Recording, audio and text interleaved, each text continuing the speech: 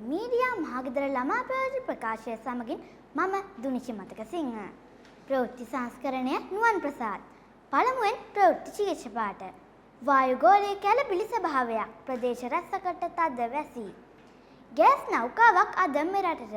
Trump චීන සංචාරයකට සැරසෙයි. දැන් පුවත් සවිස්තරාත්මකව. අද දිවයිනේ ඇතැම් ස්ථානවලට මිලිමීටර් 100ට වැඩි තද වැසි ඇතිවිය හැකි බව කාලගුණ විද්‍යා දෙපාර්තමේන්තුව පවසනවා.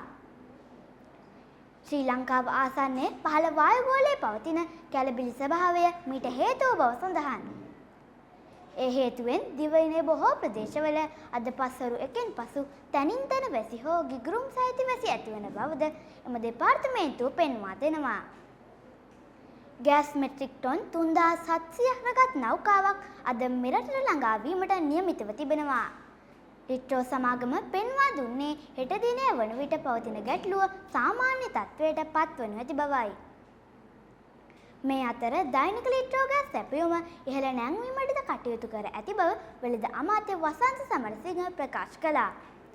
ඒ සමගින් මීඩියා මහගෙදර ළමා ප්‍රවෘත්ති ප්‍රකාශය මින්නිමාවට පත්වෙනවා. යලි හමුවෙම හෙට රාත්‍රිය 8ට. සුබ රාත්‍රියක්.